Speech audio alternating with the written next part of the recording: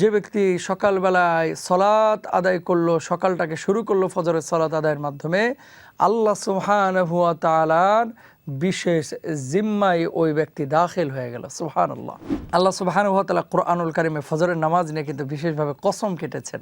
ফজরের সময় এবং আসরের সময় এই দুটি সময় ফেরেশতাদের ডিউটি চেঞ্জ হয়। অর্থাৎ রাত্রিকালীন সময় যে ফেরেশতারা কাজে নিয়োজিত ছিল এই দুনিয়ার, এই ফজরের সময় ফেরেশতারা তারা তাদের গন্তব্যে ফিরে যায়, ওই আসমানে ফিরে যায়। আল্লাহ সুবহানাহু ওয়া তাআলা কিয়ামতের ময়দানে জিজ্ঞেস করবে, জীবনটাকে কোন পথে খরচ করেছো? যে আসলে 5 ওয়াক্ত নামাজ আদায় করলে লাভটা কি, ফজিলত কি?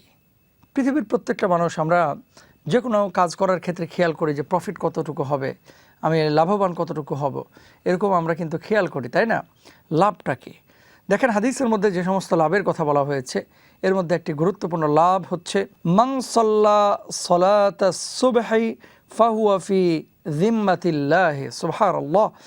যে ব্যক্তি সকালবেলায় সলাত আদায় করলো, সকালটাকে শুরু করলো ফজরের সলাত আদায়ের মাধ্যমে, আল্লাহ সুবহানাহু ওয়া তাআলার বিশেষ জিম্মায় ওই ব্যক্তি দাখিল হয়ে গেল। সুবহানাল্লাহ। তাহলে 5 ওয়াক্ত নামাজ, ফজরের নামাজ যদি কেউ শুরু করে এভাবে, ফজরের নামাজটা খুব গুরুত্বপূর্ণ নামাজ। বিশেষ করে 5 ওয়াক্ত নামাজের মধ্যে 2টা নামাজ আছে খুবই গুরুত্বপূর্ণ, একটি হচ্ছে ফজর আর একটি হচ্ছে আসর। আরেকটি হাদিসের মধ্যে নবীজি সাল্লাল্লাহু আলাইহি ওয়াসাল্লাম বলছেন, মান সাল্লাল বারদাইনে দাখালাল জান্নাহ। ঠান্ডাকালীন সময়ের যে 2 নামাজ আছে, এই 2 নামাজ যে আদায় করবে আল্লাহ সুবহানাহু ওয়া তাআলা তাকে জান্নাতে দাখিল করবে। সুবহানাল্লাহ। তাহলে ঠান্ডা সময়ের নামাজ কোনটা?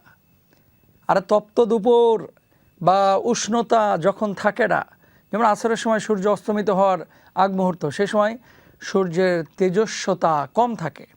ফজরের নামাজের সময় সূর্য উদিত হয় না, সূর্যের তেজস্বতা কম থাকে। এই জন্য এখানে সল্লাল বারদাইনে বলা হয়েছে ঠান্ডাকালীন 2 নামাজ, অর্থাৎ ফজর এবং আসরের 2 নামাজ যারা আদায় করবে আল্লাহ সুবহানাহু ওয়া তাআলা তাদেরকে জান্নাত দেবে। তাহলে ফরজ নামাজ যারা আদায় করবে তাদেরকে আল্লাহ সুবহানাহু ওয়া তাআলা জান্নাতে দাখিল করবেন।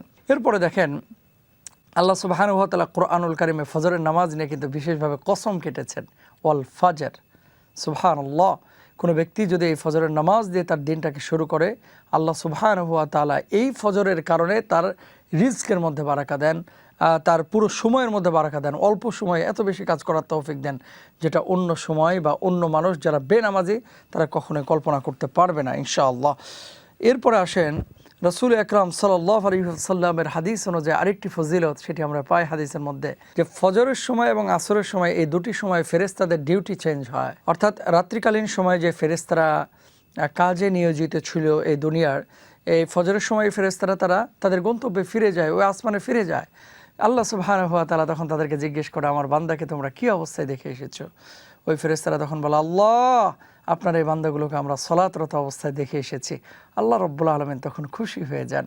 আবার আসরের সময় যখন ফেরেশতাদের ডিউটি চেঞ্জ হয়, যে ফেরেশতারা আপনার দুনিয়ার জিন্দেগিতে ডিউটিরত ছিল তাদের শিফট চেঞ্জ হয়, আল্লাহ সুবহানাহু ওয়া তাআলা আবার জিজ্ঞেস করে, বান্দাদেরকে কী অবস্থায় দেখে এসেছো? ফেরেশতারা তখন বলে, আল্লাহ এই মানুষগুলোকে নামাজরত অবস্থায় দেখেছি। আল্লাহ সুবহানাহু ওয়া তাআলা তখন খুশি হয়ে ওই মানুষগুলো যারা নামাজরত অবস্থায় ছিল আল্লাহ তাআলা তাদেরকে মাফ করে দেন। সুবহানাল্লাহ, সুবহানাল্লাহ। এরপরে যে ফজিলত আখিরাতের মুক্তি, নামাজ যারা আছে, ওয়ান উমরিহি ফিমা আফনাহ। আল্লাহ সুবহানাহু ওয়া তাআলা কিয়ামতের ময়দানে জিজ্ঞেস করবে, জীবনটাকে কোন পথে খরচ করেছো? হ্যাঁ, সলাৎ ঠিক ছিল কিনা?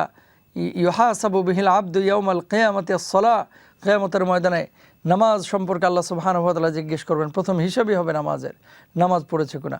তা আপনি যদি নামাজ ঠিকমতো আমরা না পড়ি, আপনারা যদি না পড়েন, তাহলে কিন্তু পার পাওয়ার কোনো উপায় নেই। রিজিকের মধ্যে বারাকা আল্লাহ সুবহানাহু ওয়া তাআলা নামাজ আদায়কারী যারা তাদের মধ্যে দেন, তাদের রিজকে বারাকা দেন। এরপরে সবশেষ যে বড় ফজিলত, ফামান যুহজিহা আনিন নার ওয়া উদখিলাল জান্নাতা ফাকাদ ফাজ। জাহান্নাম থেকে আল্লাহ সুবহানাহু ওয়া তাআলা মুক্ত করে জান্নাতের ফয়সালা, জান্নাতে দাখিল করার, জান্নাতে প্রবেশ করার অধিকার দিয়ে দেন এই নামাজি ব্যক্তিদেরকে, যে যারা নামাজ আদায় করে আল্লাহ তাআলা তাদেরকে জান্নাত দেবেন। সুবহানাল্লাহ।